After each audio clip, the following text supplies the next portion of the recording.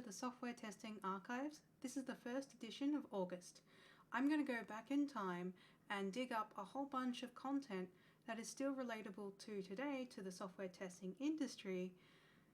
Some inspiration for this video series is there's tons of weekly subscriptions for new blog posts and content that's generated on a weekly basis. And that got me thinking, what if there's a whole bunch of content out there that's still just as relevant today, but just needs to be resurfaced a little bit? So today is the first edition of this monthly newsletter, going through the software testing archives. If you do want more up-to-date content, Testing Bits has a weekly newsletter, as well as Software Testing Weekly. So if you want fresh, new content, check out these two websites. Otherwise, I'm going to go back into the archives and have a dig through some history. Back in 2016, August 2016, there was this CAST conference. CAST is a really awesome conference for software testers, and my old boss, Anne-Marie Charette, was giving a presentation on how to transition from test management to test leadership.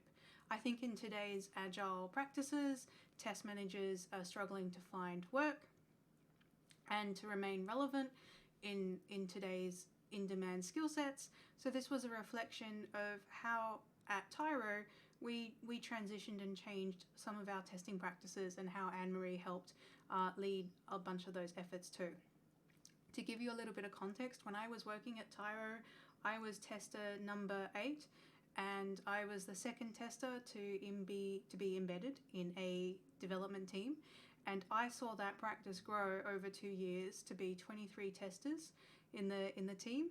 And I saw a lot of how we iterated and improved the testing process. So this is a good video to watch. When Anne-Marie left Tyro, I published a blog post on free-range testing, which was a reflection on my sentiments going through that experience. I co-authored that with Brian Osman. But yeah, Anne-Marie Charette runs the Testing Times, which now provides training services, professional hires, and a bunch of other services as well. I really recommend checking out Anne-Marie's company, Testing Times. It's good. CAST conference, they run conferences all around the world. I don't think they're running them this year because of the pandemic, but some of their old keynote presentations up on YouTube are really worth checking out too. There's this August back in 2012, Ilari Henrik Ergeter, I hope I pronounced that correctly, Ilari, sorry about if I slaughtered your surname, published this blog post on defending the qualitative approach against quantitative obsession. Whether to measure something qualitatively or quantitatively is a question we're often asking ourselves as testers. Might be worth reading this blog post. It's a reflection on how Ilari used to study sociology and how metrics play into that and how they can relate to the software testing industry. Ilari runs the House of Testing. It's a consulting service, or House of Test, consulting service in Zurich. He's got, I really like what they're doing. They've got like a really good branding. They provide consulting services and coaching and mentoring, and a few other tools and services around that. Ilari has also started doing videos on LinkedIn. It's just one slide and one thought around testing. So his second one was around some words on metrics.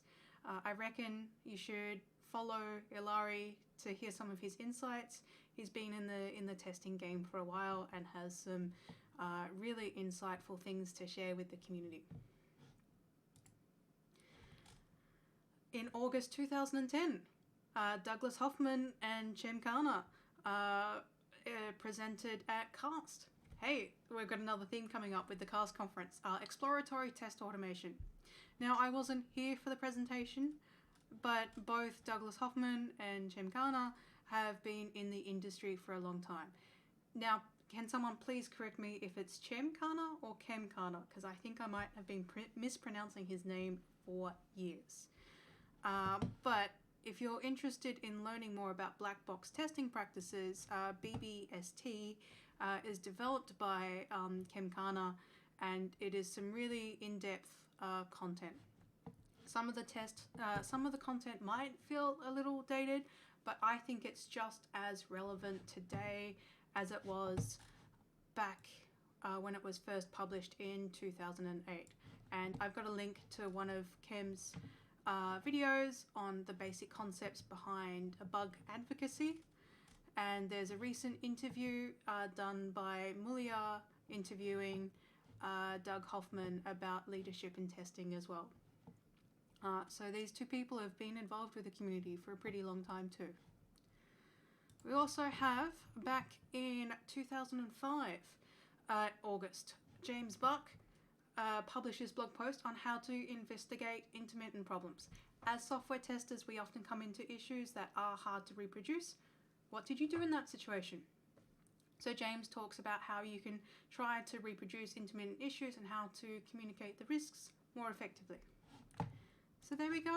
There's a deep dive into some of the testing archives of awesome content that has been published in a previous August. Thank you.